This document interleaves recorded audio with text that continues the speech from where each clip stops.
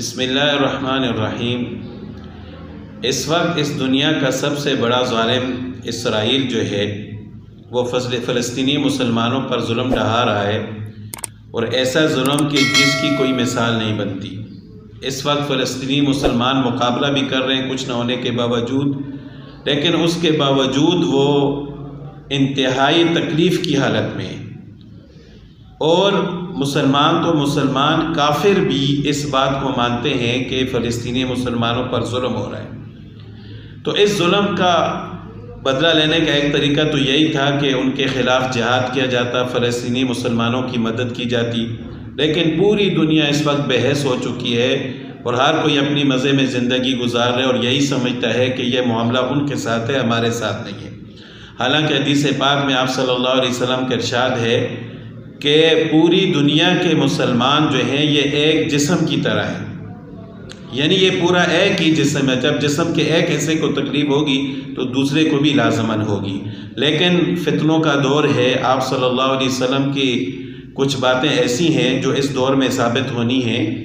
تو اس وجہ سے مسلمان بزدل بھی ہو چکے ہیں، بے غیرت بھی ہو چکے ہیں، بے حس بھی ہو چکے ہیں، اور جن مسلمانوں کے دل میں دکھ ہے ان کی یہ خواہش ہے کہ ہم فلسطینی مسلمانوں کی مدد کریں، تو انہوں نے اس کا ایک طریقہ یہ اپنایا تھا کہ انہوں نے اسرائیلی پروڈکٹس جو ہیں ان کا بائیکاٹ کیا تھا، انفرادی طور پر بھی، اجتماعی طور پر بھی۔ لیکن اب دیکھنے میں یہ آیا ہے کہ پاکستان سپر لیگ جو ہے PSL،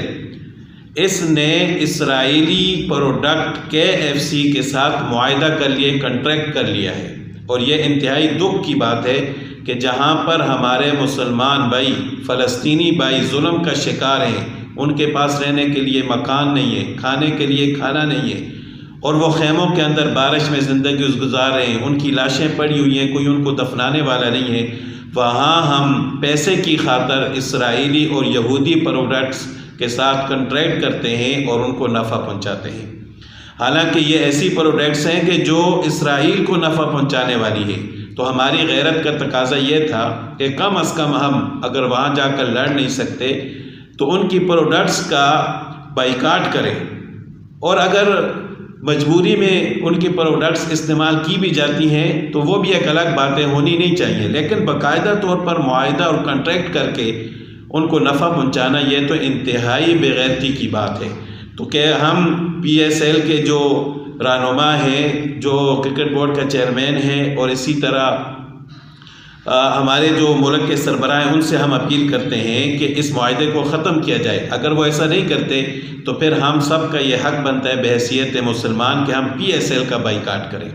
دیکھیں کہ وہاں مسلمانوں پر ظلم ہو رہا ہے، کافروں کو پھر بھی احساس ہے۔ ہم نے کئی جگہ پر دیکھا ہے کہ کافروں نے اسرائیلی پروڈکٹس کا انکار کر دیا، لیکن مسلمانوں کو کوئی فکر نہیں ہے، ہر کوئی اپنے مزے میں، اپنے اپنے ملک میں کھیل رہا ہے، ناچ گانا ہو رہا ہے۔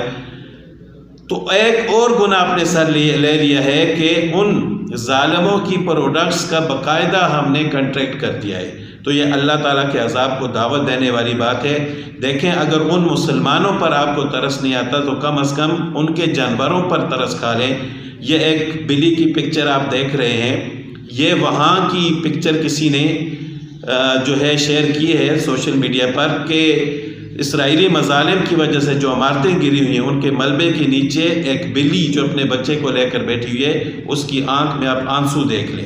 تو اگر مسلمانوں پر، انسانوں پر ترس نہیں آ رہا تو کم از کم جانوروں پر ترس کھا لیں اور اس